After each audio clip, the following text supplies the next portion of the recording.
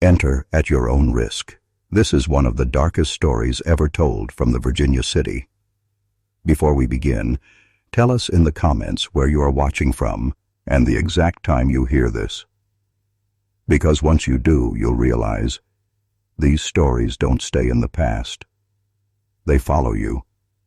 In the shadow of Virginia City, 1866, the Wild West held more than gunfights and gold. It held secrets. Secrets that were whispered only in the dark and feared in the daylight. Tonight you are about to witness one such secret. The brothel girls, who didn't just seduce men. They delivered them to death. Imagine stepping into a room scented with perfume and smoke, a place where the flicker of candlelight dances over painted smiles, and behind each smile lies a trap. These women, trained in the art of allure, were not innocent, nor were they mere pawns.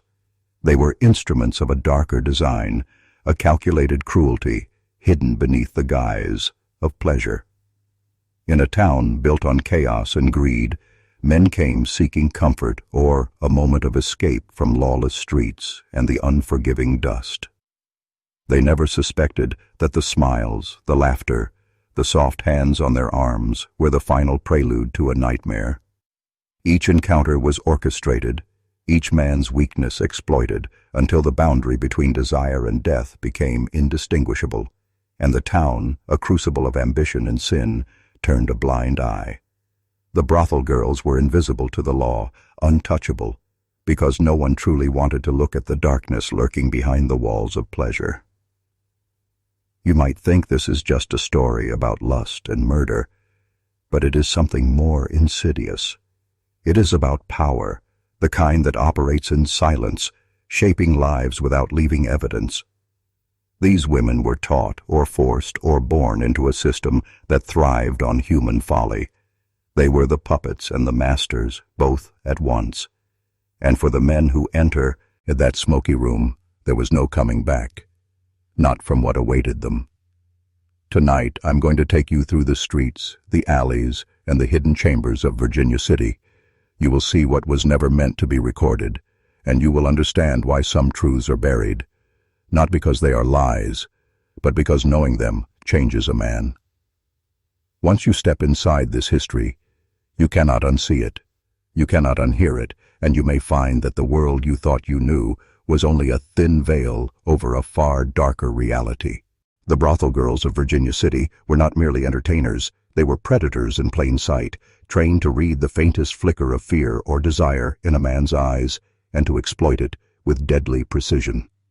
Each man who crossed the threshold of those smoky rooms carried his own vices like a torch, unaware that the flames would be used against him.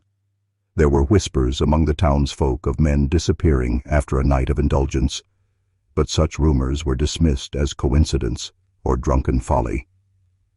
The truth was far more calculated. Behind the painted smiles and coquettish gestures lay a network of coercion and dark instruction. Women forced into complicity by debt, threat, or some cruel pact with unseen forces, and others who embraced the cruelty as a means of survival or even empowerment.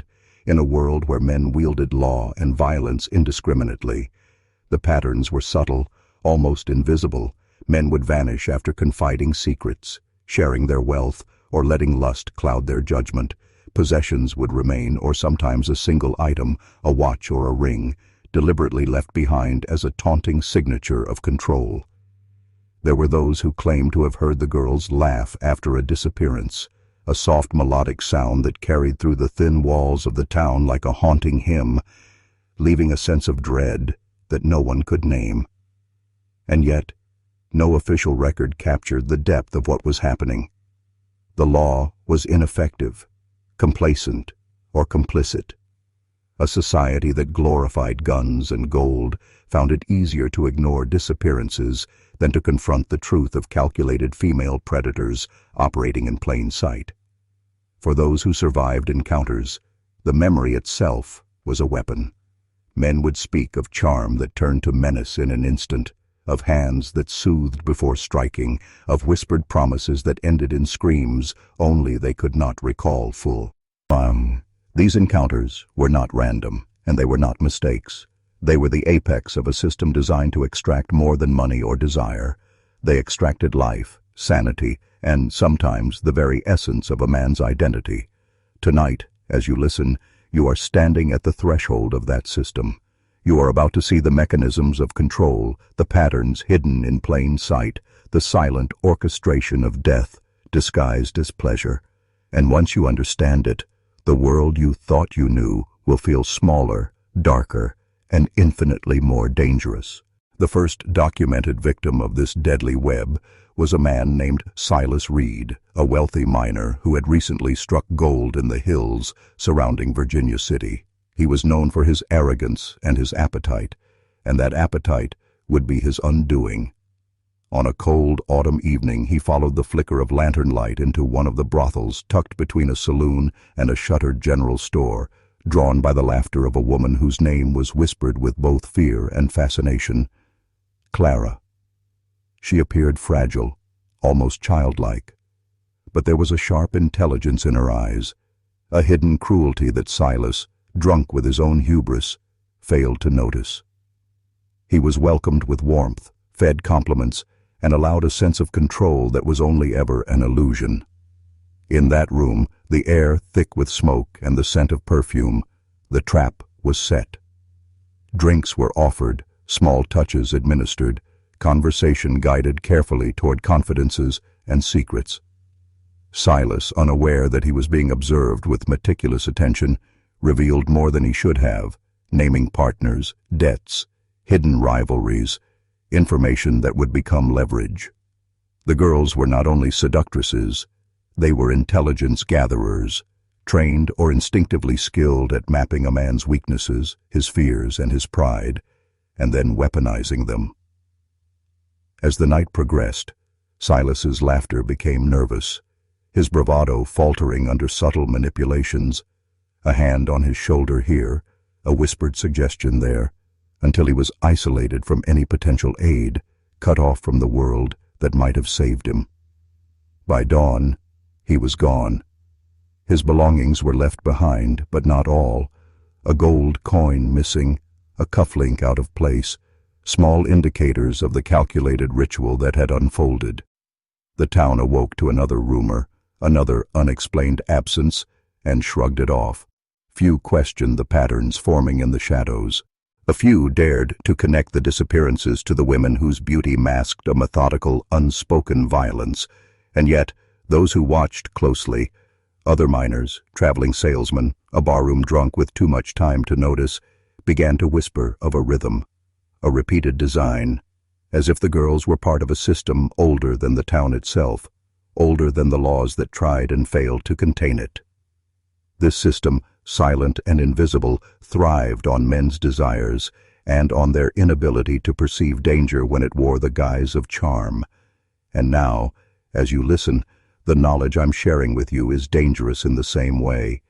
It strips away comfort, it rearranges perception, and it forces you to see the hidden architecture of cruelty that can exist where none expects it.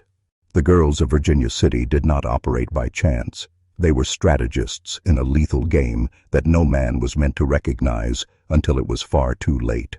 Each woman had her role, her targets, and her timing, moving through the town with an uncanny precision, reading the subtle shifts in posture, speech, and gaze, cataloging weaknesses as if taking inventory. They were patient predators, understanding that a man's hubris, lust, and desire for control were all weapons that could be turned against him. One night, a gambler might be drawn in by laughter echoing from a back room. The next, a drifter by the faint glow of a lantern in a narrow alley. Once inside, the men became vessels of information and influence. Their secrets, their debts, their betrayals, all recorded, all stored, all waiting to be used in ways that would ensure compliance, silence, or disappearance. The psychological manipulation was subtle, almost invisible, a touch that lingered too long, a compliment that carried a hidden demand, a whispered warning that only the intended victim could perceive. The women created dependence, not just of body, but of mind, ensuring that the men believed they were in control when, in fact, every movement, every decision had already been anticipated. Those who tried to resist found themselves isolated, shamed, or physically removed from sight until their absence became a question no one dared ask aloud. Over time, the town itself became complicit, not by direct involvement, but by fear, by resignation, by the unwillingness to confront a system so elegantly cruel that exposing it risked one's own safety. And there was method to every disappearance. Some were permanent, some temporary, each leaving behind breadcrumbs, misplaced objects, inconsistent stories, fleeting shadows, to confuse and distract, ensuring that suspicion never coalesced into action. This orchestration, invisible to the untrained eye, reveals a dark truth about human nature. When desire blinds judgment, predators, be they human or institutional, can operate freely, leaving chaos in their wake, while the world convinces itself it's all coincidence. As you hear this, remember that this is not merely a story from the past. It is a blueprint of manipulation, a map of control, and a demonstration of how power can be exercised through subtlety, patience, and ruthless understanding of human weakness. Once you understand this, you will start seeing patterns in places you thought were safe, and the world itself will feel less predictable, more dangerous, and infinitely more instructive. The authorities of Virginia City, sheriffs, deputies, and even saloon owners, were not blind. They were willing participants in a silent agreement that ensured the system's survival. The disappearances, the rumors, the strange behaviors, they were all noted, catalogued, and dismissed, often under the guise of maintaining order or protecting reputations. A man who asked too many questions might find his livelihood threatened, his reputation tarnished, or even his life endangered. The brothel girls thrived not only because of their skill, but because the town itself acted as a shadow accomplice, a network of tacit approval that turned a blind eye to what was happening behind closed doors. This complicity extended beyond observation. It was enforced through fear and influence. Saloon owners, who depended on the patrons the girls attracted, whispered warnings to men who lingered too long or pried too deeply. Lawmen, aware of the delicate balance of power, chose expedience over justice, letting the girls' operations continue in exchange for bribes, favors, or the simple maintenance of social order. Even the miners, who formed the backbone of Virginia City's wealth, learned quickly to accept absences and disappearances as part of life in a town where greed, lust, and violence were inseparable. And it was here, within this web of tacit consent and fear, that the true genius of the system emerged. It did not require overt force to operate. Men were complicit in their own undoing, seduced by desire, distracted by pleasure, and conditioned to ignore warning signs. The girls moved through the town with impunity, their acts shielded not only by their cunning, but by the very structure of society that allowed them to exist. For the men who survived a night in one of those rooms, the experience was transformative, a scar on the psyche that ensured compliance in the future. And for those who vanished, the town's silence acted as the final instrument of control, a signal to others that to challenge the system was to risk everything. As you absorb this, recognize the pattern. Power rarely announces itself openly. True control is exercised quietly, invisibly, through manipulation, complicity, and fear. The story of Virginia City's brothel girls is not just a tale of seduction and death. It is a masterclass in human psychology and societal corruption, and in the way danger can hide behind beauty, laughter, and smoke.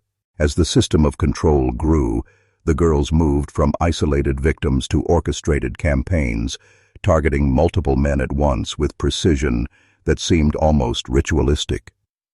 On certain nights, a miner, a gambler, and a drifter might all be drawn to the same establishment, each under the illusion of choice, unaware that their paths had been deliberately converged. The girls communicated through subtle signals, gestures, and codes, ensuring that each step of the night's design was executed flawlessly. The men, intoxicated by desire and blinded by the warmth of a smile, rarely recognized the coordination until it was far too late. Those who survived the encounters often reported the same sensation, a creeping dread, an unshakable feeling that they had been manipulated, studied, and outmaneuvered.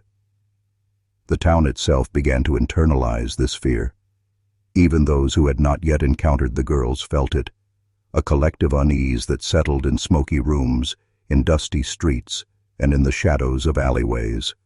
Rumors of missing men spread quickly, but they were always vague, always scattered, never forming a coherent picture that could prompt investigation.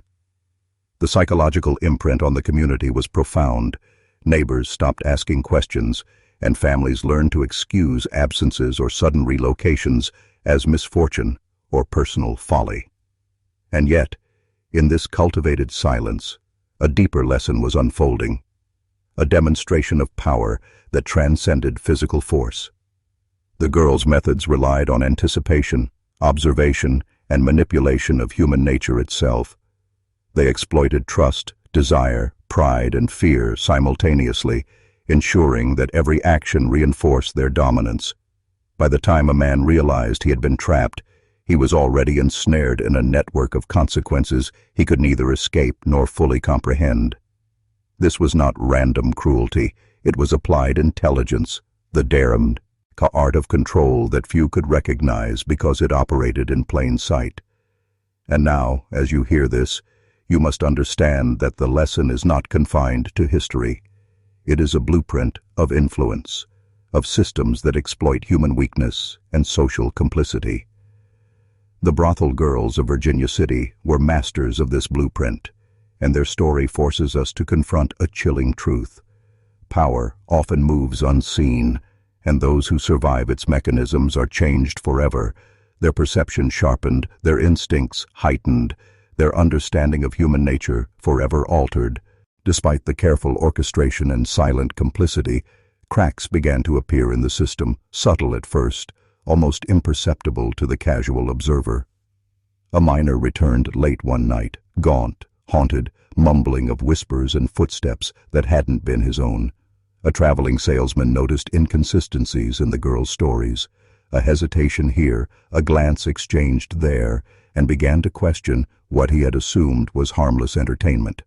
Small disturbances, easily dismissed by the townsfolk, began to accumulate, forming a faint pattern that some instinctively recognized but were too fearful to confront. The girls, aware that suspicion could spread, adapted immediately, altering routines, swapping targets, masking traces, and reinforcing the illusion of normalcy. Even the town's authorities, who had long been willing to look the other way, felt unease creeping into their calculations.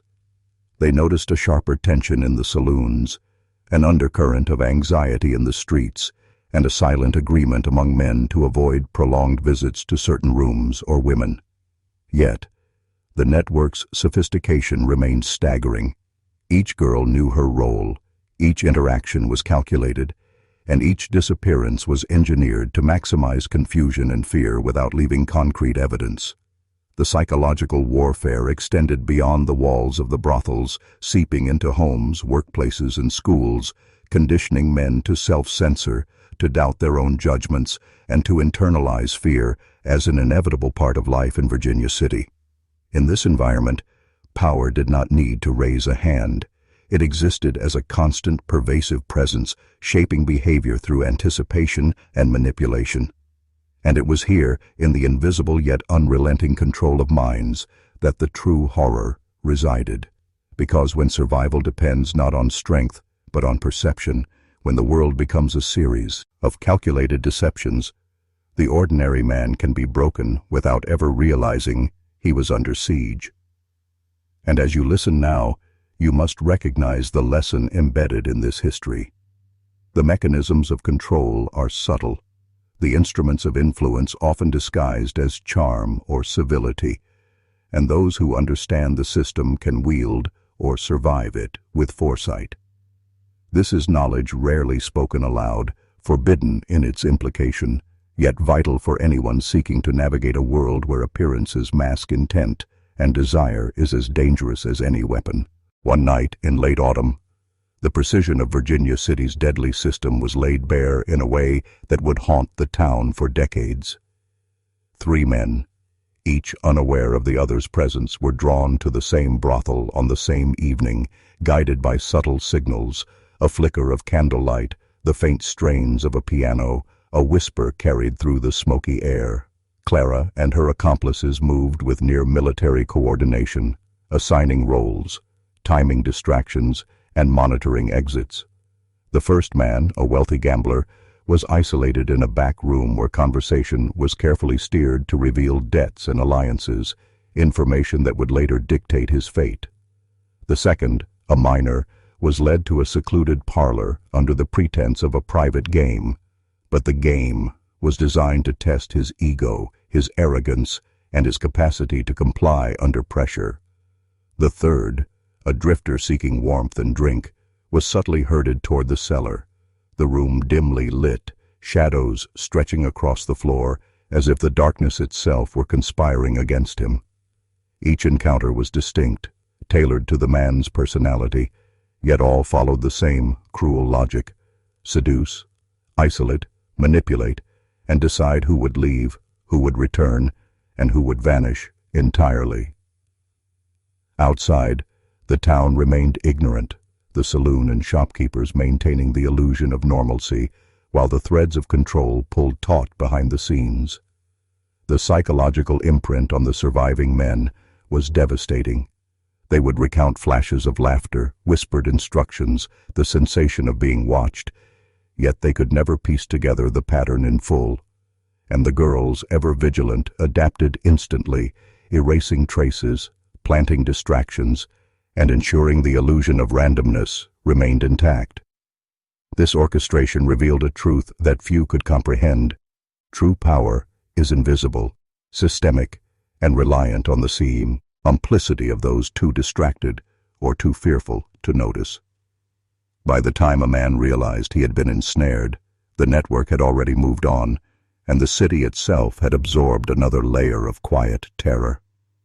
And now, as you follow this history, understand that the mechanisms at work are not mere stories of the past. They are demonstrations of control, influence, and the exploitation of human weakness. Knowing this, you can begin to see patterns in places you never thought to look, and recognize that in any society, power often operates in silence, cloaked by charm, fear, and the willingness of others to ignore it. Even within the ruthless hierarchy the girls had created, fissures began to form, small but consequential, as ambition, fear, and fatigue seeped into their carefully orchestrated system. Not all of them were equally committed to the cruelty. Some followed orders out of necessity, trapped by debt or blackmail, while others began to chafe at the relentless tension of controlling lives without pause or mercy. On one particular night, a slip occurred, a gesture misread, a conversation overheard, a hesitation that revealed vulnerability. One of the girls, Eliza, momentarily broke protocol by showing compassion to a young miner, offering comfort where she should have enforced manipulation. That small act did not go unnoticed by Clara, the de facto leader, whose discipline was ironclad. Warnings were issued through silence and subtle intimidation, yet the seed of rebellion had been planted. In the shadows of the brothel, conversations between women grew tense, alliances shifted, and trust became a rare commodity. Meanwhile, the men, their targets, began to sense, albeit dimly, that the system was not as seamless as it appeared. A drifter noticed inconsistencies in stories, a gambler detected a pause too long in a gesture, a miner glimpsed planning in the way the women moved. These tiny observations, though seemingly inconsequential, introduced doubt, the first crack in the illusion of invulnerability. Even the town's complicity began to waver subtly. Shopkeepers whispered warnings to one another, neighbors exchanged wary glances, and a collective unease permeated the streets. The invisible network of control was still intact, still terrifying, but it now carried a fragility born of human error, ambition, and conscience. And this fragility, though not yet exploited, hinted at a broader truth. Even systems of psychological mastery built on fear, desire, and complicity are vulnerable when the participants are human, when the manipulators themselves wrestle with morality, doubt, and fatigue. As you hear this, realize the dangerous lesson embedded in history. No power is absolute, no control eternal, and the most formidable networks of manipulation can be undermined by the slightest breach of protocol or conscience. The knowledge you hold now begins to reveal patterns not just in history, but in any structure where unseen hands steer outcomes in silence. The psychological consequences of the girls' operations rippled through Virginia City like an invisible poison, infecting the minds of the men long after their encounters ended. Survivors carried an unease they could not articulate, a persistent tension that gnawed at confidence and distorted perception. Every flicker of candlelight in a darkened alley, every whispered laugh drifting from a saloon, became a potential signal, a reminder that control was always nearby, patient and observant. Men began to question themselves, their instincts dulled by the lingering memory of being outmaneuvered, humiliated, or trapped. The effect was cumulative. Fathers became distant, minors overly cautious, gamblers hesitant, drifters withdrawn. Fear was internalized, transformed into compliance, creating a self-policing population whose own minds were instruments of the girls' dominion. Even the bravest or most skeptical found their judgment clouded, as the invisible architecture of manipulation relied not on physical force, but on anticipation. Anticipation that exploited every known weakness, every hidden desire. The town itself began to pulse with this quiet terror, a rhythm unnoticed by outsiders but intimately familiar to those who lived within it. Absences, whispered rumors, sudden departures, and the uneasy sense that the streets themselves were watching. Yet paradoxically, this constant psychological strain also produced a form of vigilance, an acute awareness that allowed certain men to notice patterns invisible to others, small inconsistencies that hinted at the broader, orchestrated design. These men, however, were rare, and their understanding often came too late to prevent personal ruin. And now, as you absorb this, recognize that the history you hear is not just a story of seduction and disappearance. It is a lesson in the architecture of influence, in the quiet mechanism of control, and in the power of fear to shape behavior, loyalty, and compliance. The girls of Virginia City were architects of the mind, their reach extending far beyond the walls of the brothel, and their method demonstrates a timeless principle. When manipulation is executed with patience, precision, and psychological insight, entire communities can be governed without a single overt threat, leaving only whispers, suspicion, and the unnerving realization that safety is always relative, perception is unreliable, and survival depends on seeing the invisible forces that shape every decision. Among the men quietly observing, a solitary figure began to emerge, a man not hardened by greed or intoxicated by desire, but sharpened by curiosity and an instinct for patterns. Someone the girls had underestimated, because he carried no obvious vices. His name was Samuel Kane, a surveyor who had arrived in Virginia City to chart claims, but soon noticed the subtleties others ignored. The timing of the girls' appearances, the deliberate placement of mirrors and lights, the calculated dispersal of men across rooms and alleys. Kane did not act rashly. He watched, recorded, and analyzed, understanding that any overt confrontation would result in disaster. His method was patient, almost imperceptible, as he began to map the web of control, noting which men returned, which disappeared, and what behaviors triggered compliance or resistance. Slowly, he started to anticipate movements, to recognize signals that had gone unnoticed by the town's lawmen or the victims themselves. This quiet resistance unsettled the girls, whose system relied on the assumption of absolute predictability and unquestioning targets. Clara, sensing a deviation in the usual pattern, became more vigilant, scrutinizing rooms, gestures, and conversations with an intensity born of survival and fear of exposure. The town, meanwhile, remained largely oblivious, yet a subtle shift occurred in the air. Tension thickened in the saloons, glances lingered longer, and whispers began to hint that someone might be watching, analyzing, and perhaps challenging the girls' control. Kane's emergence was the first tangible threat to the invisible network, a test of the system's resilience and an illustration of a truth rarely acknowledged in history. No matter how complete a structure of domination may seem, a single mind capable of observation, reasoning, and patience can destabilize it, revealing the fragility beneath, the facade of invincibility. As you listen, understand that this is not just historical recounting. It is a demonstration of insight as power, of awareness as weapon, and of the subtle mechanics by which control can be both maintained and undone. The lesson is stark. To see, to observe, and to question is to arm oneself against systems that manipulate, deceive, and dominate silently, and those who cultivate this vigilance become invisible participants in a game most will never perceive until it is too late. The inevitable collision between Kane's quiet intelligence and the girl's meticulous system began with subtle probes, small tests meant to gauge the extent of his perception without revealing their own vulnerability. A smile too lingering, a door left slightly ajar, a whispered question designed to elicit a response, all calculated to observe Kane's reaction, to measure whether he could be manipulated like the others. But Kane was not a man easily deceived.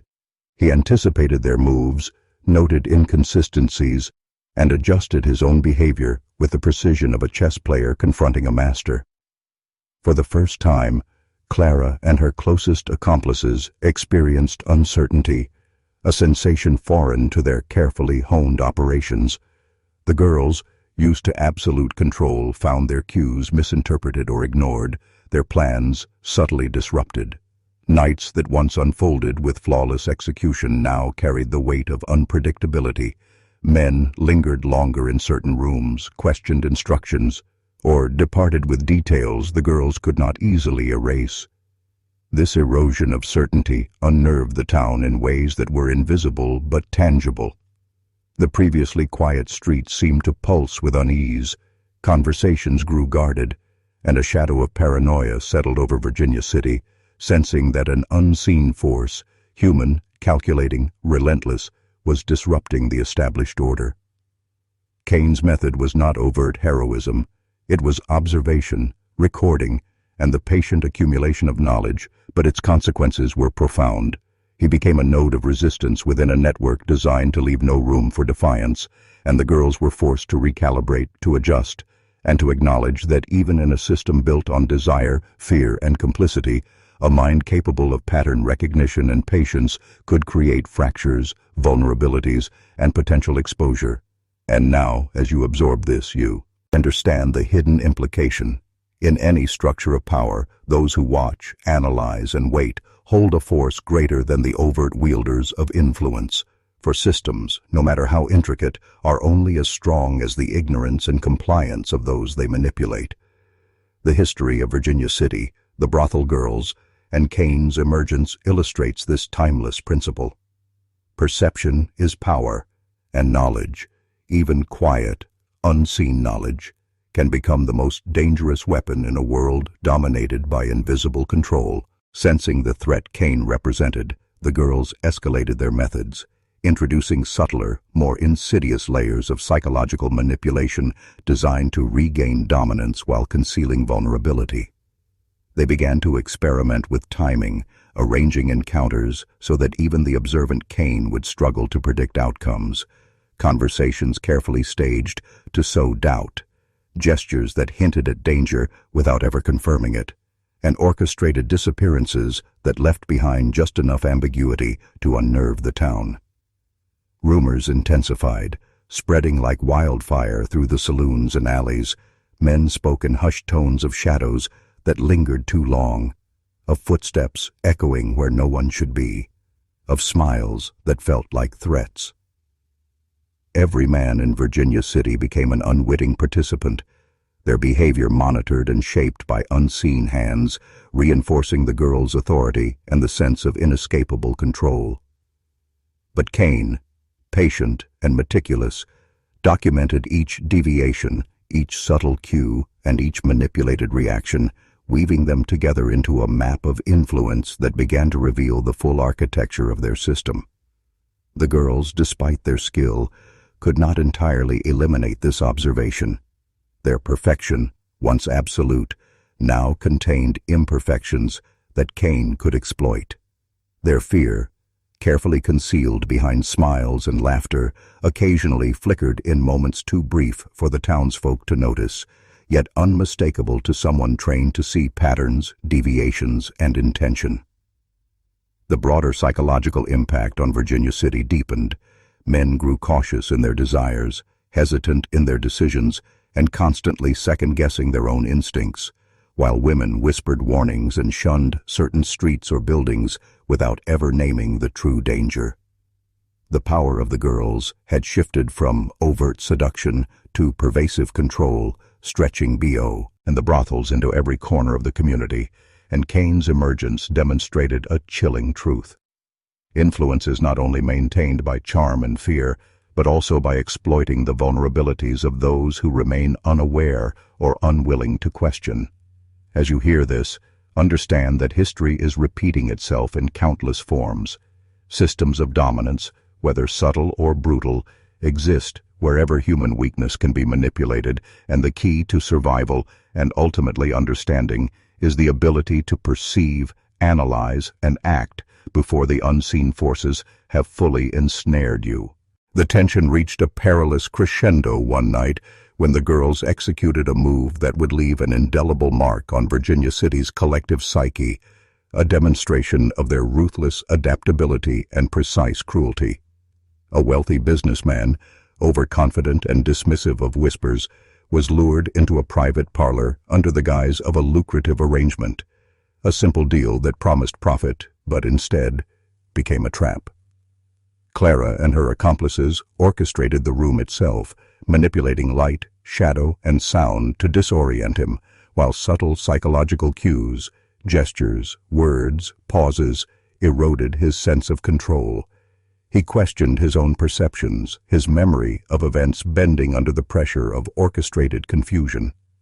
Outside, the town remained oblivious, but within those walls, every expectation he had about the world, about trust, and about the nature of desire, was methodically dismantled.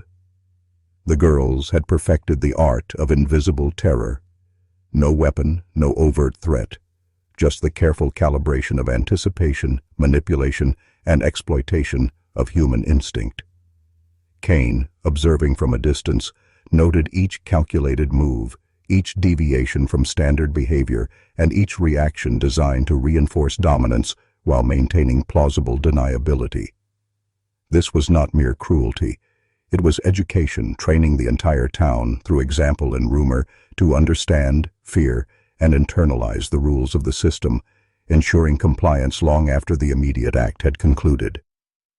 And yet, the perfection of this system, the seamless execution of psychological control, highlighted its fragility, because Cain's insight allowed him to trace the architecture of their influence, revealing that even the most skilled manipulators operate within constraints, human error, fatigue, and the faintest spark of rebellion. As you absorb this, consider the lesson embedded in the shadows of Virginia City. Power is most terrifying when invisible, subtle, and systematic, and the individuals who understand the machinery of influence, who can see the strings where others cannot, wield a force capable of countering even the most elaborate networks of manipulation. The girls' dominance was formidable, yet it was not invincible, and the history that follows demonstrates the interplay between control, observation, and the relentless human drive to perceive the unseen. Cain's first subtle countermeasures were invisible to the untrained eye, yet they sent ripples of disruption through the girl's meticulously maintained web of control. He began by altering his routines in small, deliberate ways, arriving at the saloon at unexpected hours, observing without participating, leaving subtle marks of presence that forced the girls to expend mental energy deciphering his intentions. He planted questions, seemingly casual remarks, that tested responses and revealed inconsistencies, mapping out vulnerabilities in the system that had once appeared flawless.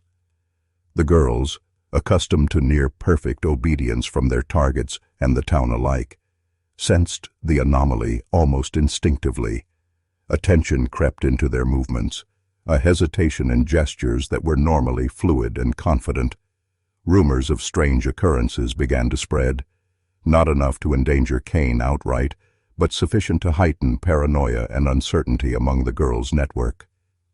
Men and women in Virginia City, previously passive participants in the invisible machinery of control, now became unwitting amplifiers of doubt, noticing small deviations, hearing fragments of conversation, and questioning their own instincts. Cain's strategy relied not on confrontation, but on observation and subtle provocation, exploiting the system's dependence on predictability and compliance. Each minor disruption forced Clara and her accomplices to overcorrect, to expend effort on recalibration, and to reveal cracks they had previously concealed with perfection. The psychological stakes escalated. Every decision carried consequences, and the margin for error narrowed, exposing the girls to the very instability they had long imposed on others. This dynamic created a tense ballet of control and resistance, a silent war in which observation itself became the weapon. And as you follow this, understand that the lesson extends beyond history. In any network of power, the most effective resistance is often invisible, patient, and strategic, relying on insight, subtle influence, and an unflinching focus on patterns that others overlook. Cain's actions demonstrate that even the most entrenched systems of psychological domination can be destabilized, not with force, but with awareness, discipline, and the audacity to see what the manipulators believe cannot be seen. The first cracks in the girls' network began to appear almost imperceptibly, like hairline fractures in stone, yet their consequences were immediate and profound. A man who had once blindly followed the signals now paused, hesitated, questioned. A whispered instruction went unheeded. A carefully staged disappearance failed to produce the expected panic. Clara's meticulously calibrated system, built on years of observation, manipulation, and fear, began to show signs of strain. Tension spread among the girls themselves, subtle disagreements and unspoken resentments emerging as they attempted to maintain the illusion of absolute control. Their confidence, once unshakable, was now laced with caution. Each step measured, each smile calculated, each gesture scrutinized by one among them whose instincts whispered that the balance of power was slipping. Cain, ever patient, observed these tremors with clinical precision, noting how patterns that had once been predictable were now disrupted by hesitation, doubt, and small acts of resistance. The town, sensing a shift they could not fully understand, grew restless. Saloons, streets, and alleys seemed charged with uncertainty, the invisible architecture of fear beginning to wobble under pressure. Even those previously complicit, either through fear or desire, began to question what they had accepted, glimpsing the fragility beneath the surface of domination. The girls' system was still formidable, still terrifying, but its edges were now vulnerable, exposed to observation, scrutiny, and subtle interference. And here lies a dangerous truth that transcends history. No matter how comprehensive, how psychologically precise a network of control may be, it is always susceptible to fracture when human perception, patience, and courage converge. As you follow this descent, recognize that these lessons are not just historical. They are universally applicable, illuminating how systems of manipulation operate, how they can be observed, and how even the smallest acts of discernment can begin to unravel structures that seem invincible. In the shadows of Virginia City, the first glimpses of resistance had emerged, and with them, the revelation that dominion is never absolute. Kane's interventions grew bolder, shifting from subtle observation to deliberate acts that directly challenged the girl's authority, igniting a tense psychological war that reverberated through Virginia City. He began leaving traces of knowledge, hints that their methods were being tracked, small exposures of their orchestrated manipulations that forced the girls to react, recalibrate, and constantly second-guess themselves. What had once been a flawless dance of anticipation now contained unpredictable elements, signals misread, traps mislaid, and plans disrupted. The girls' composure, usually absolute, flickered with fleeting uncertainty, and the men and women in the town, once unknowingly ensnared, began to sense an undercurrent of instability in the streets, saloons, and back alleys. Clara, recognizing that her system was being dissected, escalated her own tactics, creating new layers of deception, feigned compliance, and psychological misdirection. Yet every move carried the risk of exposing weakness. The tension was electric, almost tangible, a battle of intellect and perception waged invisibly where every smile, hesitation, or glance could shift the balance of power. Kane's meticulous documentation and patient interference revealed the fragile underpinnings of control, showing that fear and manipulation, no matter how sophisticated, rely on the unquestioning obedience of the minds they govern. The broader psychological impact on the town intensified. Men grew cautious, suspicious even of friends and acquaintances. Women whispered warnings that blurred into rumor. Uncertainty became an omnipresent presence, shaping decisions, behavior, and trust.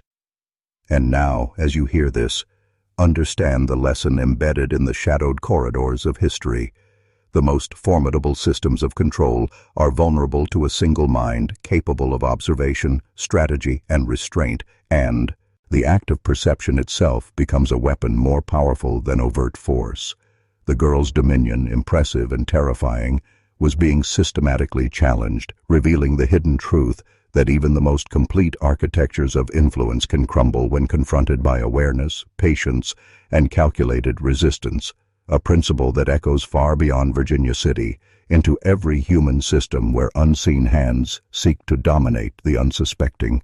As Kane's influence grew, the girls resorted to desperate countermeasures, weaving new layers of psychological terror designed to reclaim their slipping control, but each act only intensified the invisible pressure on Virginia City. They began engineering scenarios that blurred reality and illusion. Objects moved subtly to suggest a presence where none existed. Whispers echoed through empty rooms, and messages carried by intermediaries were twisted to seed doubt and fear. Men and women found themselves questioning their own memories, instincts, and decisions, caught in a web where every choice seemed monitored, every hesitation amplified. Clara and her accomplices orchestrated these maneuvers with meticulous precision, yet the cracks in their system forced improvisation, revealing the fragility of even the most sophisticated structures of control. Kane, ever patient, recorded each disruption, noting not only the girls' tactics, but the town's reaction, understanding that the smallest misstep could expose the network entirely. The atmosphere in Virginia City thickened with tension. Saloons buzzed with anxious speculation, alleys held the echo of uncertainty, and the once predictable routines of the town became irregular, almost unpredictable, as fear and awareness began to coexist uneasily. The girls' mastery of manipulation, once nearly absolute, now contended with Kane's calculated resistance, creating a dynamic of invisible war where anticipation, perception, and misdirection collided. And here lies the chilling lesson for any who listen closely. The systems that dominate societies, exploit instincts, and bend behavior through fear and control are never invulnerable. Observation, patience, and the courage to perceive hidden patterns can disrupt, destabilize, and even dismantle networks designed to manipulate the mind. The history unfolding in Virginia City demonstrates a fundamental truth. The architecture of influence is powerful, but its foundation rests on the obedience and ignorance of those it governs. And when that obedience is questioned, every layer of power becomes vulnerable, every secret at risk of exposure, and every manipulated individual a potential agent of disruption. The first tangible breakdown in the girls' network became impossible to ignore, a visible manifestation of the invisible cracks that Kane's patience had been cultivating. A carefully staged disappearance, meant to terrify a select group of men into compliance, failed in its execution. One target resisted, questioning instructions and refusing to act as expected, forcing the girls to improvise under pressure for the first time. Their composure, always an instrument of control, faltered in fleeting but telling moments. Hesitations, repeated instructions, and subtle overreactions that would have gone unnoticed by the untrained eye, but were meticulously recorded by Kane. The ripple effects spread quickly.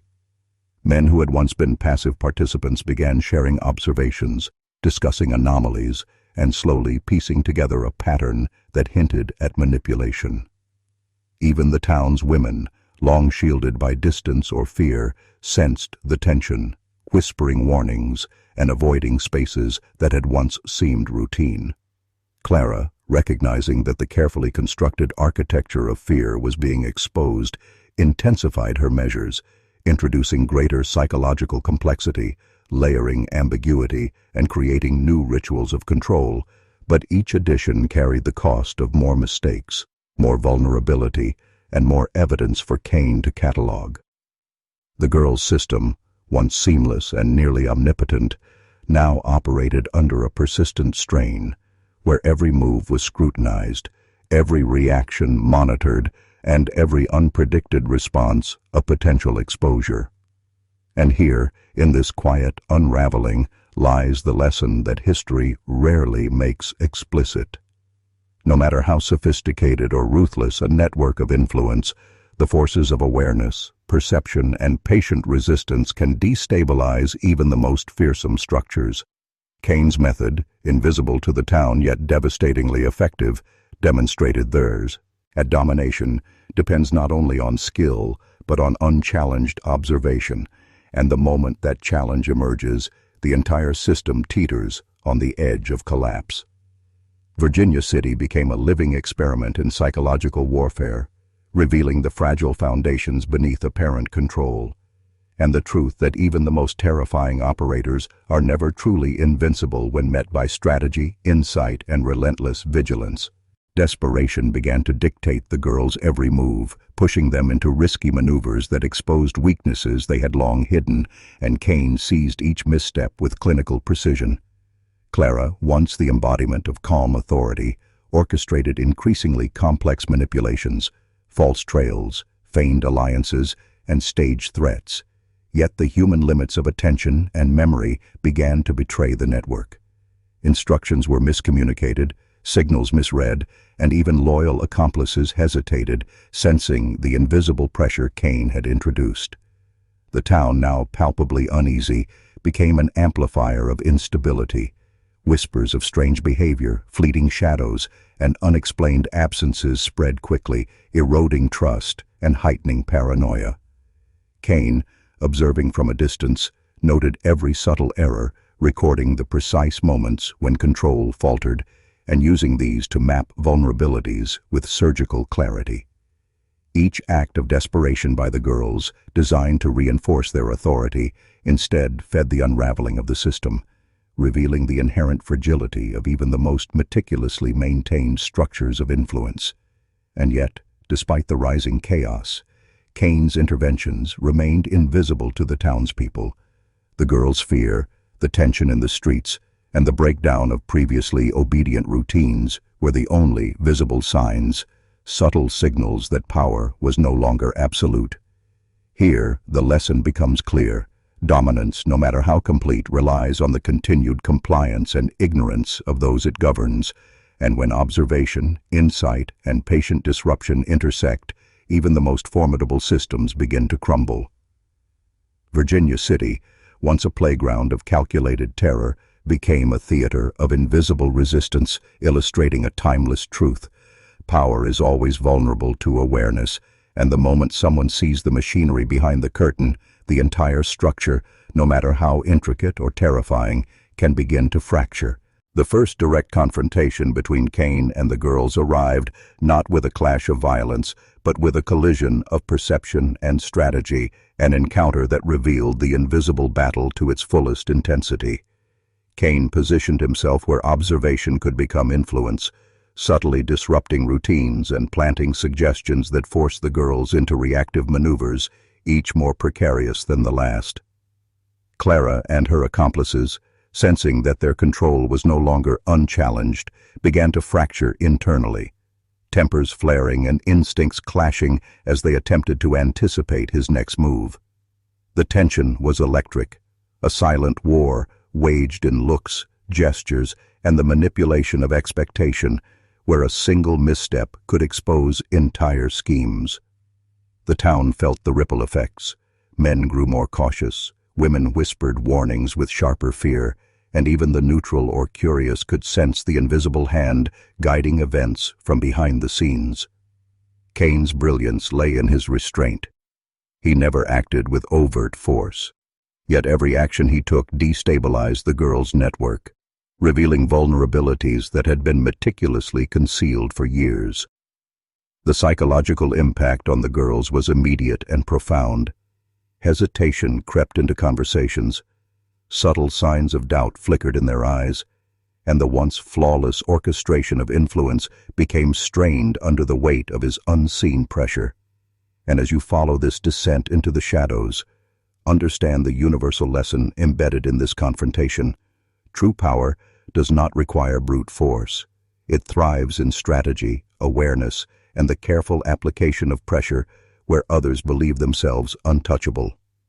Virginia City became a stage where invisible forces collided, revealing the fragile underbelly of systems built on fear, obedience, and manipulation, and exposing the truth that every structure of control, no matter how sophisticated, contains the seeds of its own unraveling when met by perception, patience, and unflinching insight.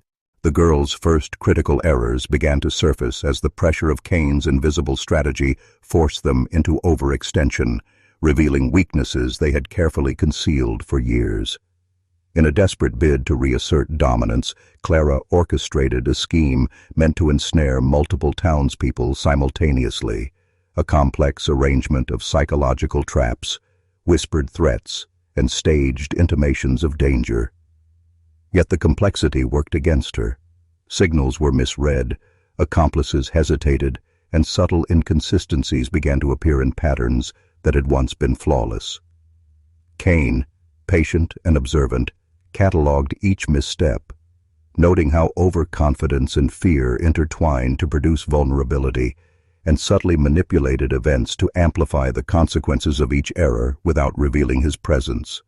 The town, sensing instability without fully understanding its origin, grew anxious and mistrustful. Ordinary routines became punctuated with caution.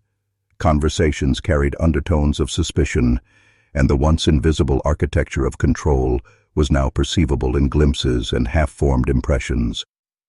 The psychological tension escalated.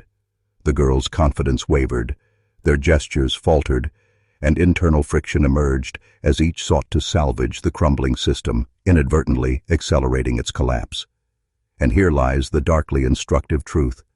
Even the most sophisticated mechanisms of fear and influence are fragile, dependent on precision, obedience, and the absence of scrutiny. Cain's patient disruption demonstrated a universal principle. Perception and strategy can destabilize power structures far greater than brute force could challenge. In Virginia City, the invisible war had shifted the balance. Control was no longer absolute, and the once unquestioned authority of the girls teetered on the edge of disintegration. For anyone studying the shadows of influence, this moment exposes a timeless lesson. Vigilance, insight, and patient intervention can expose weaknesses in even the most formidable networks, and the unraveling often begins with a single act of awareness that cascades into systemic collapse. Kane's strategy evolved as he began to turn the town itself into an unwitting instrument of resistance, subtly empowering citizens to act in ways that undermined the girl's control without ever revealing his hand. Men who had once obeyed instinctively now hesitated. Women whispered warnings more confidently, and ordinary townspeople unconsciously disrupted the patterns that Clara and her accomplices relied upon. Small acts, a missed signal, a hesitant step, a question asked at the wrong moment, multiplied across Virginia City, creating cascading failures in the girls' network. Clara, sensing the growing instability, intensified her efforts, layering deception upon deception, issuing subtle threats, and attempting to manipulate perception with ever greater complexity. Yet each move now carried risk, each instruction risked exposure, and each attempt to reassert dominance revealed further cracks. Kane observed silently, cataloging the shifts, noting the psychological toll on the girls as fear, uncertainty, and frustration grew, and recognizing how systemic disruption often stemmed from seemingly insignificant acts when coordinated through pattern recognition and strategic pressure. The town became a theater of invisible resistance. Everyday behavior, once predictable and compliant, now served as a subtle counterforce to manipulation, demonstrating the latent power of awareness and collective influence. And here lies the lesson hidden in the shadows of history. Domination, no matter how sophisticated, is never absolute. Networks built on fear, obedience, and manipulation rely on blind compliance, and when that compliance is disrupted, when perception and subtle resistance converge, the entire system becomes vulnerable.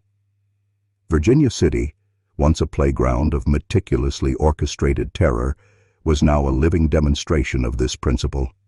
Even in the darkest corners of control, awareness can create cracks, patience can exploit them, and the smallest, most seemingly inconsequential actions can trigger a collapse that no amount of force or cunning can prevent. Under the mounting pressure of Kane's invisible interventions and the town's subtle resistance, the girls began making reckless mistakes that accelerated the collapse of their carefully constructed network. Clara's once flawless timing faltered, instructions were miscommunicated, and minor oversights cascaded into major vulnerabilities. Signals intended to intimidate now caused confusion, hesitation, and open defiance. The accomplices, sensing the weakening grip of authority, began to act independently, sometimes contradicting one another, creating inconsistencies that Kane quietly exploited. Even the townspeople, previously passive, started noticing patterns, small anomalies that sparked suspicion, conversations, and actions that further destabilized the girl's influence. The psychological tension reached a boiling point.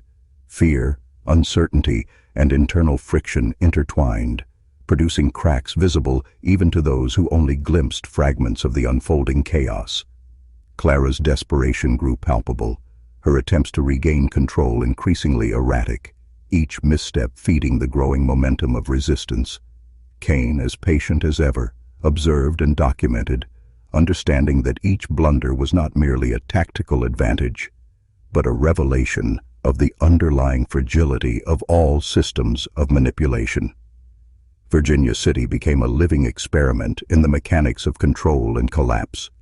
The girls' network, once seemingly invincible, was now unraveling under the weight of awareness, perception, and subtle disruption. And here lies a lesson etched in shadows for those who study influence and power.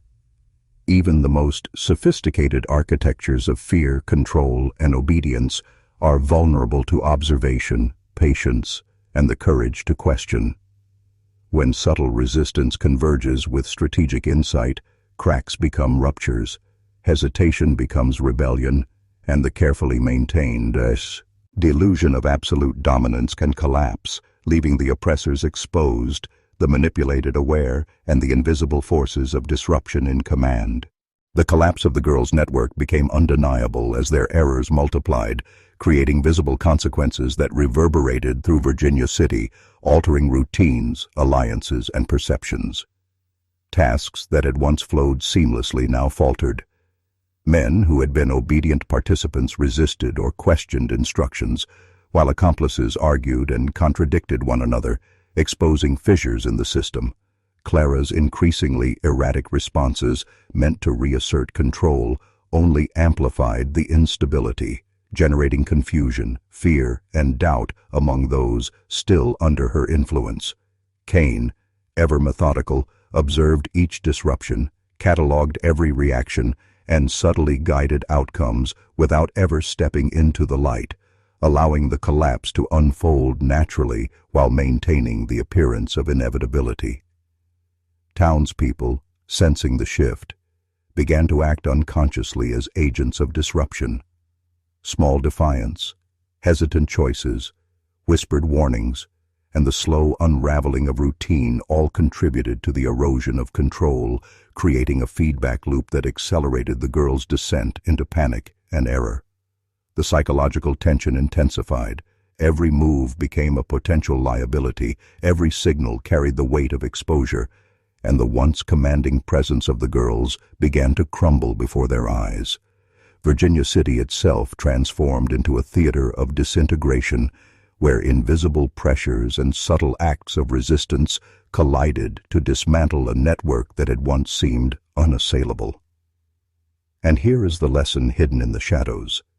No system of domination, however elaborate or terrifying, is immune to collapse when observation, patience, and collective awareness converge. The architecture of fear relies on precision and blind obedience, but once those foundations are disturbed, chaos becomes inevitable, revealing the fragile underpinnings of power and the enduring potency of insight, strategy, and resistance in dismantling even the most meticulously constructed networks of control. Panic began to dictate the girls' every decision, and what had once been calculated manipulation devolved into reckless aggression, exposing them to dangers they had long avoided. Clara's attempts to reassert authority became erratic and public, her threats harsher, her instructions less coherent, revealing cracks in both her strategy and confidence. Accomplices, already strained by the unraveling system, began to act impulsively, contradicting her plans and sowing confusion among those still under influence. The town, now subtly mobilized by Cain's patient orchestration, responded unconsciously. Defiance increased, routines faltered, and whispers spread like wildfire, eroding fear and replacing it with suspicion and cautious observation. Even minor errors by the girls now had amplified consequences. Miscommunication led to missed opportunities for intimidation, poorly timed signals provoked unanticipated reactions, and their once invisible network of control became a glaring target for disruption. Cain observed silently, understanding that the most dangerous phase of any collapsing system is when panic replaces order, for mistakes compound exponentially and the fragile threads of dominance unravel with breathtaking speed. Virginia City, caught between fear and awakening, became a stage for the complete exposure of control's fragility, where every reckless act revealed the extent to which influence depends on obedience, predictability, and the absence of scrutiny. And this is the truth that history rarely makes explicit. Power, even when terrifying and meticulously maintained, is perpetually vulnerable to observation, awareness, and calculated resistance. Once the agents of disruption begin to act, even subtly, the entire network can disintegrate, leaving manipulators exposed, their influence nullified, and the awakened observers in command of a reality the oppressors once thought entirely under their control. Desperation now consumed the girls entirely, driving them toward actions that were increasingly erratic, self-destructive, and overtly aggressive, exposing every vulnerability they had once masked with precision. Clara, sensing the disintegration of her authority, began issuing contradictory orders, sometimes punishing compliance and rewarding hesitation, creating chaos within the ranks of her accomplices. Minor errors snowballed into major disruptions as signals were misread, alliances fractured, and the town's inhabitants, guided by the subtle shifts Cain had instilled, began to act in ways that undermined even the most basic elements of control. Whispers became warnings, simple observations became instruments of defiance, and the invisible architecture of manipulation started to crumble under the weight of collective awareness. The girls' panic was palpable, their every gesture now a signal of instability that Cain meticulously catalogued, using their mistakes to tighten the web of pressure without ever revealing himself. Virginia City, long under the shadow of orchestrated fear, transformed into a theater of unraveling dominance. The streets, saloons, and homes reflected the tension of a system teetering on the edge of collapse, where the illusion of absolute power was exposed as fragile and transient. And here lies a lesson that resonates far beyond this town or time. Networks of control, no matter how sophisticated, are perpetually vulnerable to perception, patience, and subtle resistance. The moment awareness enters a system built on obedience and fear, the manipulator's carefully constructed reality begins to fracture, revealing that domination relies as much on the ignorance of the observed as on the skill of the observer. Virginia City had become proof that even terror, when met with strategy and insight, can be unraveled from within, and that the collapse of control often begins not with force, but with the awakening of those who were once silently complicit. The network that the girls had built with years of meticulous planning now teetered on the brink of total collapse, every carefully maintained thread snapping under the combined weight of fear, error, and Cain's invisible influence. Clara's control, once absolute, became performative and hollow, her threats empty and her orders contradictory, causing confusion among her accomplices and hesitation among those still subject to manipulation. Even the simplest tasks faltered, signals missed, instructions ignored, alliances eroded, and the town itself, guided subtly by Cain's patient orchestration, acted in ways that dismantled the girl's authority without ever revealing the hand directing the disruption.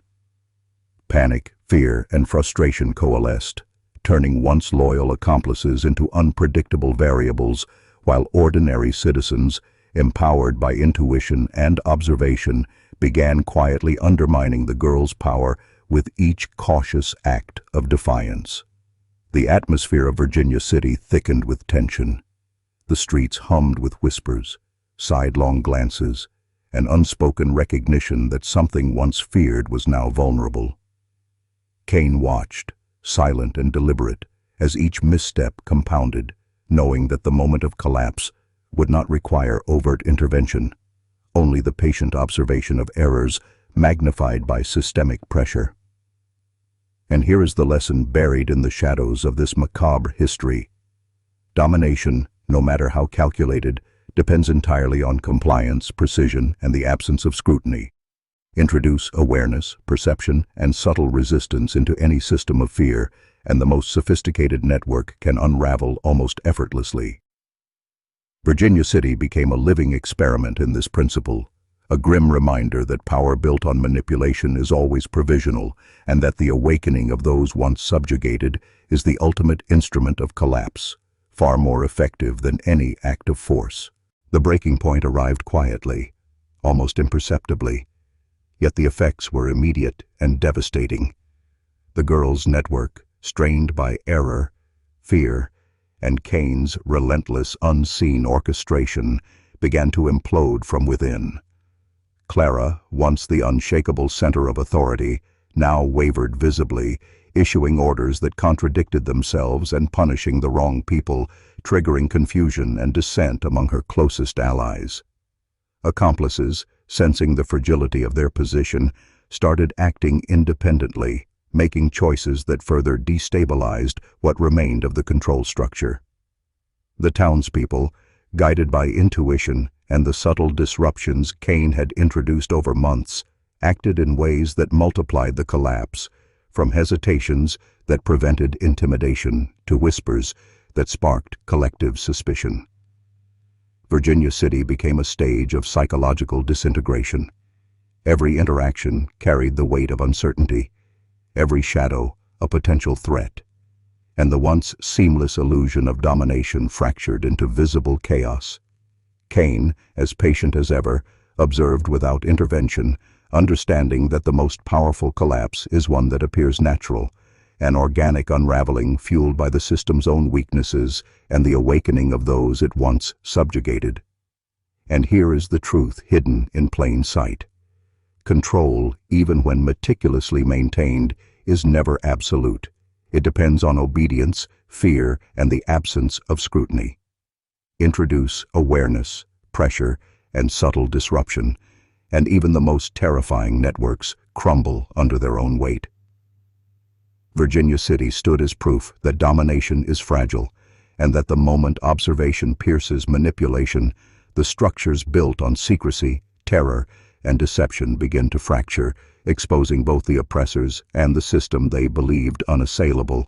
The girls' influence was fully exposed, their network unraveling so completely that what remained of their power was a hollow echo of the fear they had once commanded. Clara's attempts to intimidate or manipulate now only highlighted the fragility of her position. Her voice carried no authority, her gestures provoked ridicule or defiance, and her allies either fled, rebelled, or faltered, unable to follow a leader whose control had dissolved. Kane, having orchestrated this silent dismantling with precision, observed as the town itself absorbed the lesson. Influence depends entirely on the perception of invincibility, and once doubt seeps in, even the smallest acts of awareness catalyze systemic collapse. Citizens moved with cautious confidence, whispering warnings, watching for inconsistencies and taking advantage of cracks that had once been invisible, transforming Virginia City into a living laboratory of resistance and emergent order. The psychological fallout for the girls was immediate and profound. Paranoia replaced planning, hesitation replaced instinct, and every interaction became a potential trap. And this is the enduring lesson hidden within history's shadows. Domination, however terrifying or sophisticated, can be dismantled by patience, observation, and subtle, strategic pressure. Even networks built on fear, secrecy, and obedience are perpetually vulnerable to disruption when perception awakens and the oppressed recognize the fragility of the system around them. Virginia City had become proof that the collapse of power is rarely loud or violent. It is often quiet, precise, and inevitable once insight meets strategy, and the consequences, both for manipulators and the manipulated, resonate far beyond the initial battlefield, leaving a town and a history transformed forever. The final threads of the girls' personal networks disintegrated under relentless pressure, leaving Clara and her closest accomplices exposed and isolated, their influence evaporating like smoke in a sudden wind. Every strategy that had once commanded obedience now served only to highlight failure. Instructions went unanswered, threats were ignored, and subtle manipulations were met with suspicion or outright defiance. Kane's invisible hand had guided the collapse so that it appeared natural, inevitable, a consequence of the system's own fragility rather than external intervention, yet the precision of his orchestration left nothing to chance. The town, no longer passive, moved in a coordinated rhythm of resistance. Every small act, a missed signal, a cautious warning, a whispered observation, accelerating the unraveling and cementing the girl's loss of control. Psychological tension reached its zenith. Fear turned inward, mistrust poisoned alliances, and every interaction became a test of perception and judgment, exposing even minor errors as catastrophic. In this crucible of collapse, the girls experienced the ultimate truth of their own vulnerability. Networks built on fear, obedience, and secrecy are inherently provisional, and once awareness penetrates, the structures crumble from within. Virginia City became both witness and participant in this final revelation, a town transformed by the disintegration of terror into a living testament to the fragility of domination. And here lies a lesson that history seldom records explicitly. The true power of resistance is quiet, patient, and systemic, emerging not through confrontation alone, but through strategic insight, observation, and the subtle amplification of errors until even the most meticulously maintained empires of control collapse under the weight of their own overreach and miscalculation. In the aftermath of the collapse, Virginia City began to breathe again, the oppressive weight of the girls' influence lifting, but leaving behind shadows that reminded every citizen of how close they had come to subjugation. Daily routines, once dictated by fear, slowly reclaimed normalcy, yet every corner of the town still held traces of psychological scars. Wary glances, whispered stories, and subtle rituals of vigilance became ingrained habits. Kane observed the rebuilding quietly, noting how communities absorb lessons through experience rather than instruction, how collective awareness consolidates into a form of resilience that cannot be dismantled easily. The girls, now stripped of authority, moved like ghosts through a landscape they had once dominated, their attempts at manipulation reduced to desperate gestures, ignored or countered by citizens who had learned to recognize the patterns of control. And here, in the quiet reclamation of agency, lies the profound revelation. Liberation is as much about reclaiming perception as it is about removing visible threats. The collapse of the network revealed that domination relies not solely on action, but on the unchallenged belief in its inevitability, and once that belief is broken, the system implodes from within, leaving manipulators powerless and the awakened fully in command of their reality. Virginia City, scarred but resolute, became a living testament to this principle, a town forever altered, yet strengthened, where memory of the terror endured not to perpetuate fear, but to anchor vigilance, awareness, and the unyielding capacity to resist the subtle, invisible forces that seek to dominate human will. The story of the Brothel girls, their network, and the silent orchestrator Kane culminates not in spectacle, but in revelation, a lesson carved into the very fabric of Virginia City and into the minds of those who witness its history. Power is never absolute, control is always conditional, and fear can only rule as long as perception remains unchallenged. Clara and her accomplices, stripped of authority, became living reminders of the fragility of manipulation, their desperation and failure a mirror reflecting the vulnerabilities inherent in every system built on obedience and secrecy. Kane's patient orchestration demonstrated that influence can be dismantled without a single overt confrontation, that the collapse of terror often requires only observation, subtle disruption, and the amplification of inherent weaknesses until the edifice crumbles from within. The townspeople, having survived the insidious grip of fear, emerged not merely free but transformed, aware of the mechanisms of control, the subtle cues that signal domination, and the latent power within collective awareness and courage.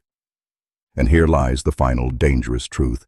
Knowledge itself is a weapon, perception a shield, and insight the catalyst that can topple even the most meticulously maintained empires of manipulation.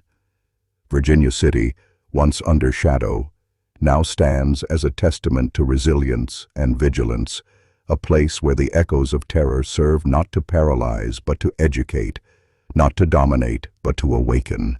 And now, as you listen, you must recognize the subtle forces in your own world, the networks of influence and control that operate unseen, and ask yourself whether you are observing, resisting, and understanding, or merely complicit in your own subjugation.